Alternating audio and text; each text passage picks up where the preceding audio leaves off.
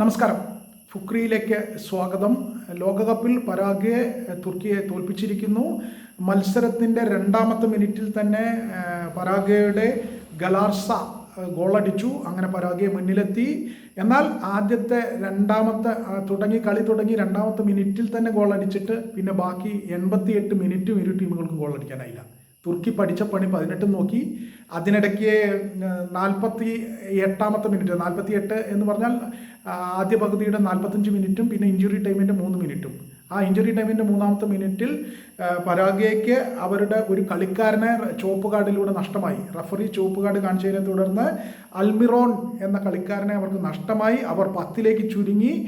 എന്നിട്ടും രണ്ടാം പകുതി ഒരു മുഴുവൻ ഹാഫ് ടൈമും ബാക്കി ഉണ്ടായിട്ടും തുർക്കിക്ക് പരാഗ്വെയുടെ 10 കളിക്കാരിലേക്ക് ചുരുങ്ങിയ പരാഗ്വെക്കെതിരെ ഗോളടിക്കാൻ കഴിഞ്ഞില്ല.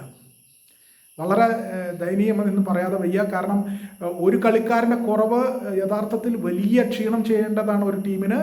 അവർ ആ ക്ഷീണത്തെ മറികടന്ന് ഒരു മുഴുവൻ പകുതിയും കളിയുടെ 45 മിനിറ്റും പിടിച്ചു നിന്നു എന്ന് പറയുന്നത് ചെറിയ കാര്യമേ അല്ല. എന്തായാലും തുർക്കിക്ക് ഒപ്പമെത്താൻ ഗോളടിക്കാൻ പറ്റിയില്ല. പരാഗ്വെ ആകട്ടെ ഈ ചുവപ്പ് കാർഡ് കിട്ടിയതോടുകൂടി പ്രതിരോധത്തിലേക്ക് ഇറങ്ങേണ്ട നിർബന്ധിതാവസ്ഥയിലായി. അതുകൊണ്ട് തന്നെ അവർ ഗോൾ വീഴാതിരിക്കാൻ പരമാവധി ശ്രമിച്ചു. വല്ലപ്പോഴും കിട്ടുന്ന അവസരങ്ങൾ ഗോളാക്കി മാറ്റാൻ ശ്രമിച്ചെങ്കിലും നടന്നില്ല. അതേസമയം തുർക്കിയുടെ എല്ലാ ആക്രമണങ്ങളെയും അവർ പ്രതിരോധിച്ചു നിന്നു. 10 പേരെ വെച്ച് പ്രതിരോധിച്ചു നിന്നു. തുർക്കിയുടെ 11 പേർക്കെതിരെ 10 പേരായിരുന്നു. അവർ 10 പേരായി ചുരുങ്ങിയിരുന്നു. എന്നിട്ടും അവർ ഈ കളി ജയിച്ചു എന്നത് വലിയ കാര്യമാണ്. വിലപ്പെട്ട 3 പോയിന്റ് നേടി. അതേസമയം തുർക്കിയുടെ രണ്ടാമത്തെ തോൽവിയാണിത് ഈ ലോകകപ്പിലെ. അവർ മിക്കവാറും പുറത്തേക്കാണ്. ഇനി ഒരു കളി കൂടിയേ ബാക്കിയുള്ളൂ.